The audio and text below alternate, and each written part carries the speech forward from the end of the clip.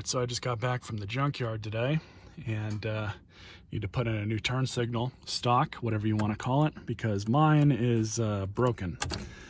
So at least it was, but the owner before me fixed it up like this. Been meaning to fix it for a while.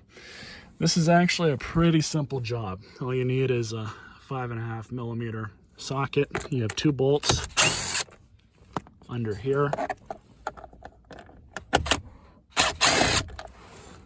And you just, so you also have a 3rd bolt back up in here that you'll have to remove as well. And then you can kind of pop this whole thing down. Show you guys. And then you're gonna have to pull this top cover off, which shouldn't break because it's kind of rubbery. So you should be okay. And then what you'll need to do now is steering column, throw that down. And then you're gonna have to kind of weasel this thing around. You don't need to take it completely off, but you have access now to this T20 screw here. And there is another one back here, as well as this harness. Take that out now. So we'll just unscrew these.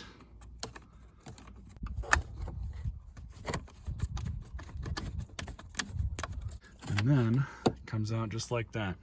Stupid simple. So now with the new one, just stick that in, just like that. Throw the connector back on.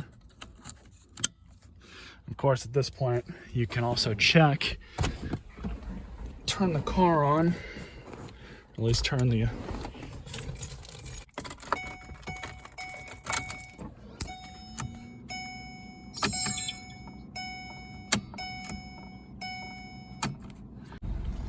and clicks just fine. Wiper controls work, high beams, so perfect. Not too bad. Like I said, really simple job.